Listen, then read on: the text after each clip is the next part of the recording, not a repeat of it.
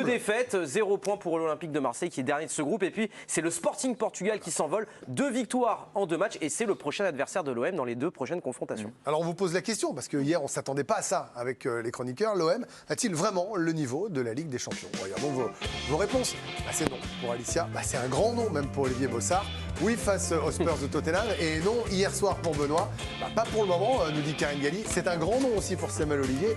Et niveau C4, ah oui, c'est même pas assez pour la... D'accord, il s'engage. Samuel, non.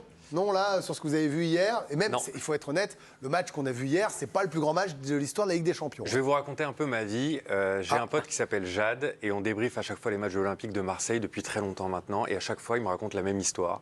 C'est si Bailly avait réussi son contrôle de la poitrine, si Guendouzi était titulaire, si Marseille avait mis autant d'intensité qu'en championnat. Et je vous raconte ça parce que j'ai l'impression qu'on se raconte la même chose week-end après week-end, et depuis 10 ans.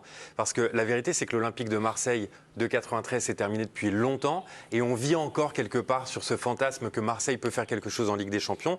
Sauf que Marseille est suffisamment bon pour se qualifier, mais n'est pas invité ensuite pour être au niveau des 32 meilleures équipes européennes. Il a réussi l'an dernier quand même dans un groupe qui nous semblait peu ou prou aussi homogène en tout cas. Oui, mais Marseille n'est pas au niveau de la Ligue des Champions. On peut se raconter toutes les histoires qu'on veut.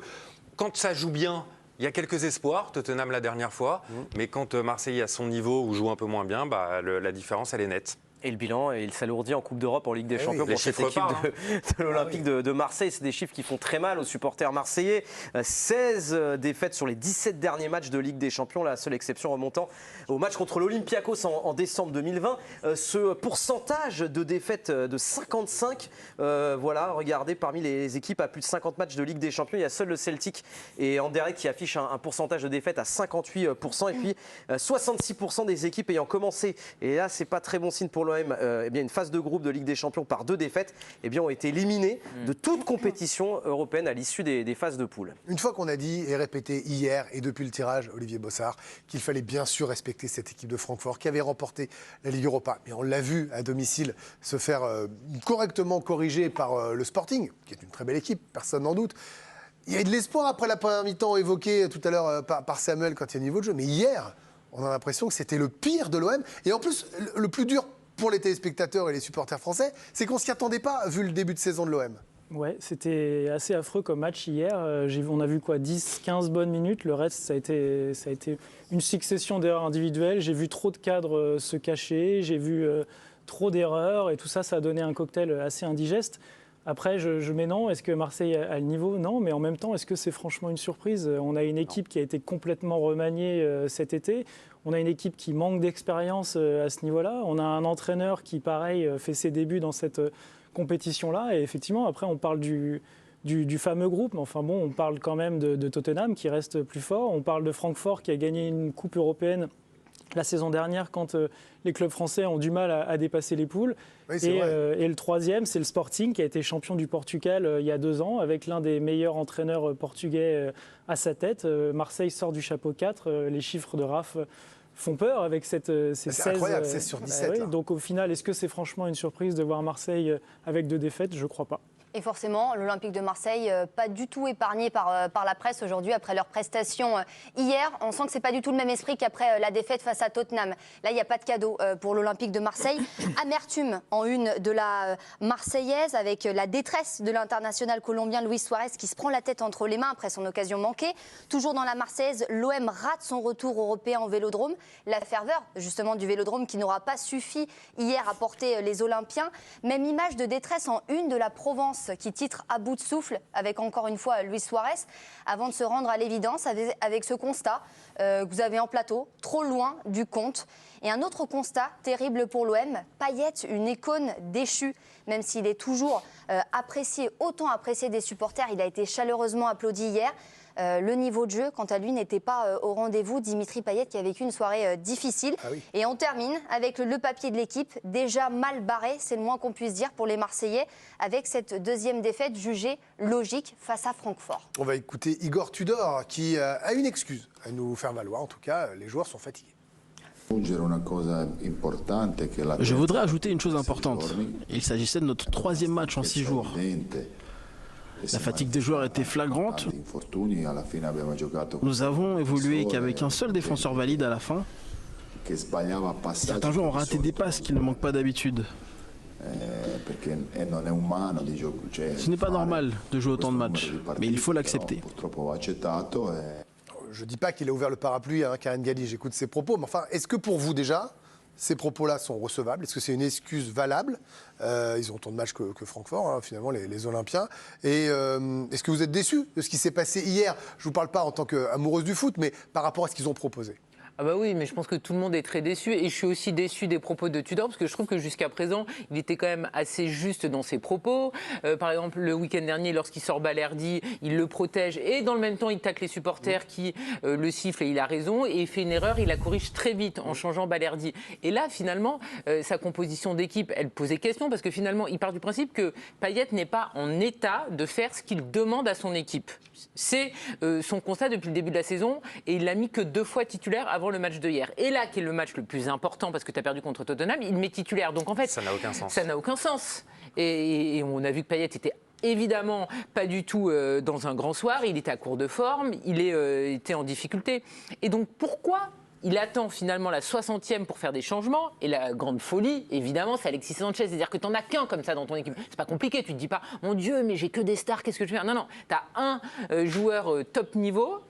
Et tu le sors, alors qu'Alexis Sanchez, à tout moment, il peut marquer un but. C'est-à-dire qu'il aurait le ballon de Luis Suarez, peut-être que c'était il y a de grandes chances.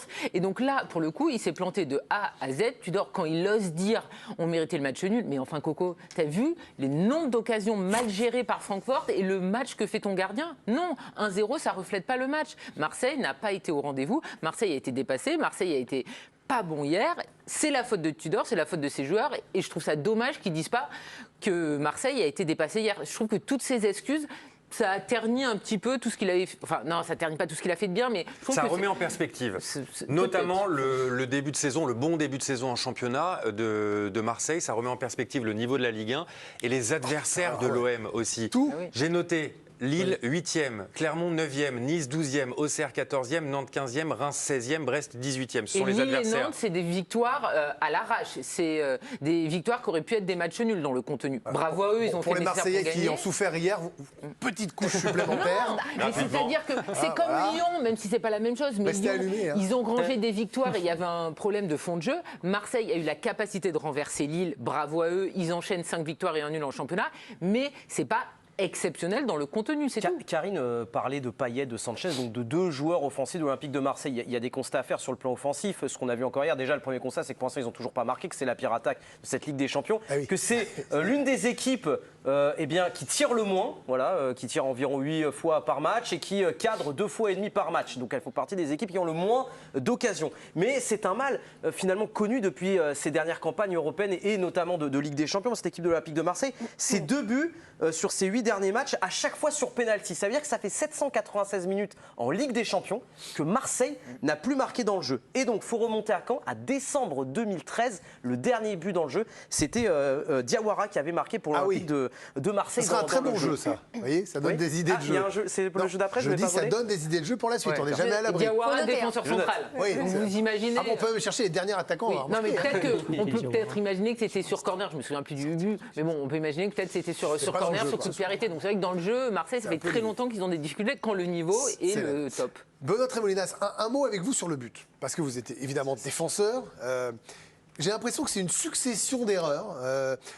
Je ne comprends pas bien le projet de Bailly. Alors on comprend, il veut essayer de l'amortir, il veut essayer de la relancer proprement. Est-ce que l'erreur, qui fait la principale erreur pour vous? Est-ce que c'est Bailly, ou est-ce que c'est Rongier, ou est-ce que c'est l'ensemble de la défense? La première erreur, c'est Bailly. C'est pas étonnant. J'ai souvent joué contre lui lorsqu'il était en Espagne à Villarreal. C'est un super défenseur, on l'a vu. Il a fait un incroyable match. Mais dans un match, il peut avoir... les fils se touchent et il pense qu'il est au milieu de terrain, il va se faire un contrôle poitrine, il a voulu se régaler un petit peu. Malheureusement, il perd le ballon, contre, but. Rongier, bon, malheureusement, il arrive en pleine vitesse, c'est compliqué. Effectivement, le replacement aurait dû peut-être être un peu meilleur. Ouais. Mais la principale erreur, c'est Bailly. Généralement, tu fais quoi? Tu mets un coup de casque sur le côté et à la limite, tu as le temps que les joueurs de la défense marseillaise se replace pour ensuite essayer d'écarter les joueurs de Francfort. À sa décharge pour Bailly, il a eu à côté de lui tout le match Balerdi qui a été en grande difficulté. Non, mais là, sur l'action, il est tout seul. Là, on parle du but. Non, on parle du but. Oui. Mais à côté de ça, comme j'ai dit, il a fait un incroyable match. C'est pour ça que je dis ce joueur-là est fantastique parce qu'il est capable de faire des choses incroyables. Mais dans le match, les fils se touchent. Il veut faire un amorti-poitrine à 30 mètres de son Mais c'est but. plus facile que les fils se touchent quand tu as subi tout le match, notamment un coéquipier qui est à côté de toi et pas à la hauteur. Et à un moment. C'est à la 43e. Hein. Et à la il peut... Oui, ça faisait déjà 43 minutes qu'il subissait Balerdi. C'est 43 minutes de trop. Non, mais Balerdi, vous l'avez trouvé comment, vous? Non, mais c'est pas la question. Moi, déjà, ça m'arrange d'être l'autre maintenant. Tout seul. Non, mais sur le but, d'accord. Mais tu peux pas analyser la performance de Bailly sans parler du mec qui est à côté de lui et qui était à la rue totale. Parce que c'est comme le premier match. Mbemba, il est très bon jusqu'à ce qu'ils se disent tiens, je vais le découper. Ben non, en fait, tu le laisses partir, Son, et puis tu verras ce qui se passe. Et donc, tu plombes les Marseillais. Et là, en l'occurrence, Bailly, c'est un défenseur qui est expérimenté, que ça soit au niveau international ou en club. Vous l'avez pas recruté pour cette erreur, quoi, en gros. Il fait une erreur qui coûte cher à Marseille. Alors oui, les milieux, ils sont loin aussi des défenseurs, mais c'est une erreur que tu ne peux pas te permettre de faire en Ligue des Champions, tout simplement, en fait. L'adversaire, à chaque fois que tu fais une erreur, il te plante. Et Tottenham, c'est quoi? C'est 2 marquages qui sont pas bons. Et ben Richarlison, il se régale, il marque. Un dernier mot, Benoît, pour votre expérience également, pour le but, c'est fait. Sur le fait que Payet soit titulaire, est-ce que vous pensez que c'était une erreur majeure de Tudor? Il a tout faux depuis le début de saison avec Payet. Il a voulu, entre guillemets, le punir. Il l'a mis sur le banc. Là, 15 jours avant, il ne le fait pas jouer. Et tiens, il se dit, tac, je vais le mettre en Champions League, il va à lui tout seul me faire gagner le match. Non, des joueurs comme ça, ils ont besoin de jouer. Ils ont besoin d'avoir du rythme. Parce que tout son jeu, il est basé sur la technique, sur la vision de jeu. Et on a besoin de trouver des repères. Moi-même, lorsque j'étais joueur, 15 jours sans jouer, mon match de reprise il était toujours poussif. On s'en souvient. Parce qu'on a besoin. Parce qu'on a besoin de rythme. Et Tudor, il a tout faux. Sur Payet, sur le côté tactique aussi, où clairement, moi je pensais, avec l'ambiance, avec les supporters, moi je pensais que d'entrée de jeu, ils allaient pousser un pressing assez haut. Pas du tout. Ils se sont mis très bas. On a vu des Marseillais très timorés. Et on aura le conseil de classe tout à l'heure pour développer tout ça. Mais je voulais qu'on aille justement sur ce fait d'être timoré. Et vous avez raison de le souligner.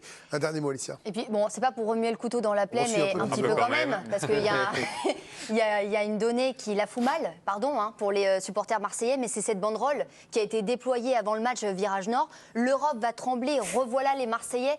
C'est peut-être pas ce qu'il fallait faire. C'était peut-être pas judicieux. Par pitié, il faut arrêter avec ce genre de banderole. Je sais pas qui a eu l'idée d'inscrire ça, mais à part se taper la honte devant toute l'Europe, c'est tout ce que l'on fait, écrit un supporter marseillais. Et puis ça a fait aussi beaucoup rire. On a eu le droit à des montages avec l'OM 15 défaites sur ses 16 derniers matchs de Ligue des Champions.